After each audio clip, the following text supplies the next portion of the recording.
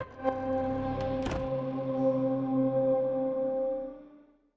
name is Morgan Day. I am one of the lead game designers on World of Warcraft.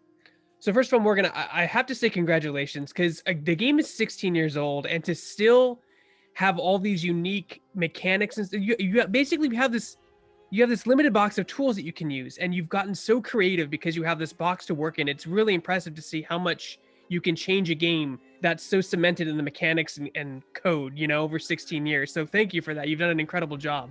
Absolutely. I mean, it really just speaks to, the excitement, and one of the major strengths of World of Warcraft is, the Warcraft universe itself. There's just such a wide breadth of things to draw from that really give us an endless well to really, keep creating content, keep coming with new ideas, and really just make things that are also feel very different from one another. It's one of the things that I love about World of Warcraft is, you could have someone who doesn't really play, a large portion of the game, and there's still just infinite content for that person.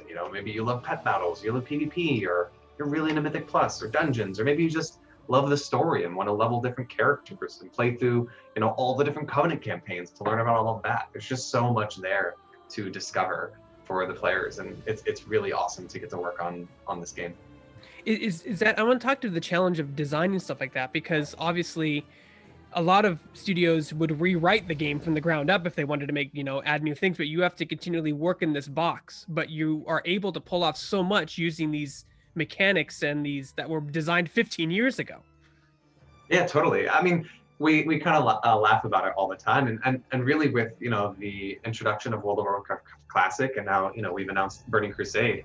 If you look at the two games, you would guess that they were like multiple generations or multiple games apart. But it's something that we've looked at over time as a way to just really continue to build on that foundation, continue to update the game, change the design of things. We've looked at things like talents in the past, and we've revisited those. We've added new classes. We've updated the engine dramatically. If you just look at World of Warcraft Classic and look at Shadowlands, just the difference in those things aesthetically is mind-blowing to me, that it's the same game, but it's also, again, like you said, one of the great aspects of it itself is we're constantly looking to evolve and improve upon what we have built before.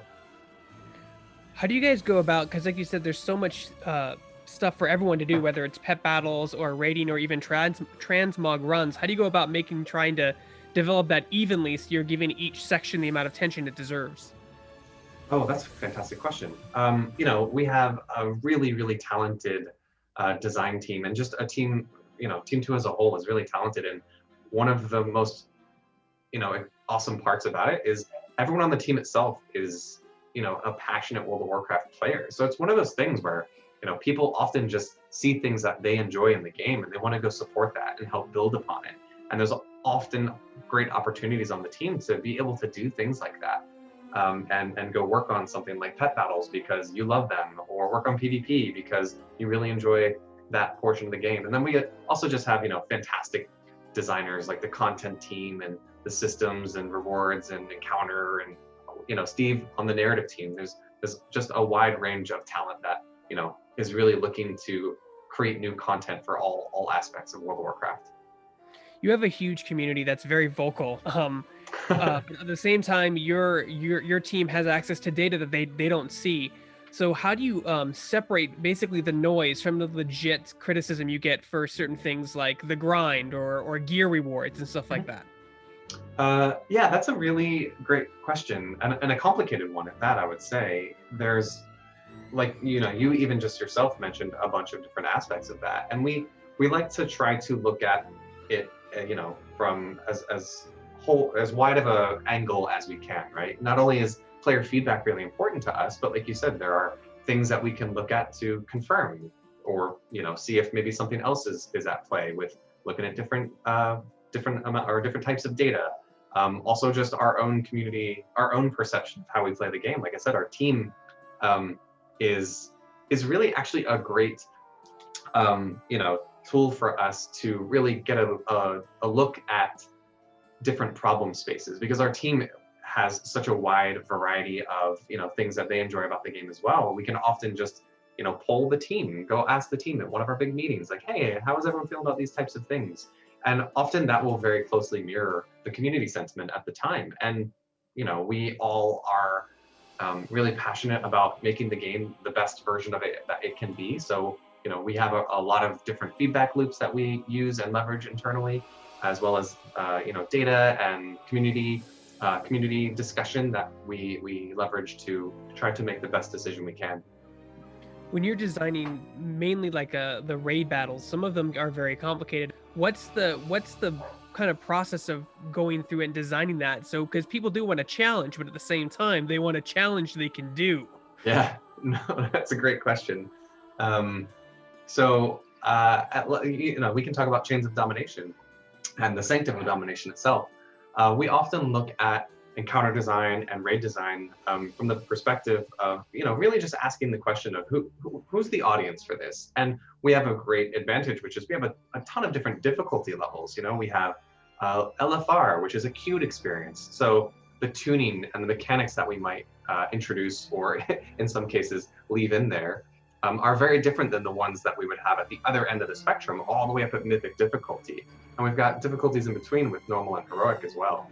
So we look at those things to really inform the decisions of, how much time do we think a player needs to react to this, and how much wiggle room is there for that mechanic? Or, on LFR, maybe you can fail the mechanic and not wipe, maybe not lose. And maybe if you do it 2 or 3 times in a row, though, you'll finally wipe. But it shouldn't, kill you instantly like we might tune it for on Mythic. So it's one of those things where we look at the difficulty that we're really tuning for, as well as where that raid boss might be within the instance. If you're familiar with, raid progression, usually the first boss is, it's very intentional that it's going to be a lot simpler, not have quite as many things going on at the same time, because it's the very first raid encounter. It might be your first time experiencing a raid in World of Warcraft ever. And we always try to take that into consideration when we're developing that. And additionally, is this going to be a linear progression?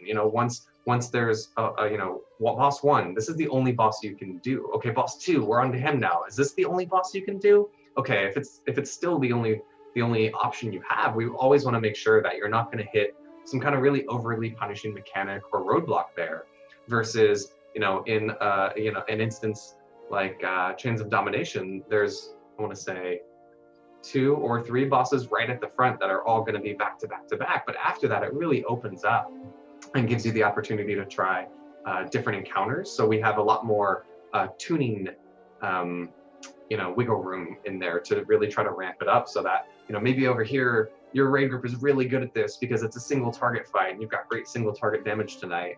And then over here, there's a more of a fight that has a whole lot of creatures coming in. And those are all different knobs that we have, and we very deliberately make sure we're discussing those things as we're designing and tuning the raid for our community. And probably one of the most important questions, one of the last ones I'll ask, is how does your team determine how much, I guess you'd call them trash, is put between you and your boss fight? Sure. I feel like sometimes it makes sense, and then sometimes I'm like, why is this here? Do you have an example? Because I'm super curious now. Ulduar, yeah. Okay. I'm like, there is so much things patrolling the halls. I'm like, why? Why are there so many things patrolling everywhere? Sure, yeah.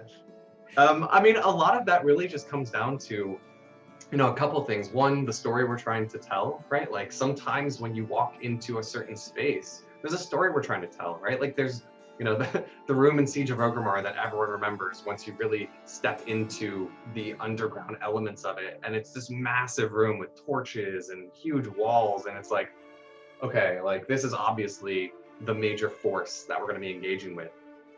And if that room had like very little trash, it would just feel empty and weird, and it wouldn't really tell the story of, in this case, the Sanctum of Domination. There are these massive chambers where there are, the jailer's trying to show his teeth. He's trying to kick you out of his sanctum.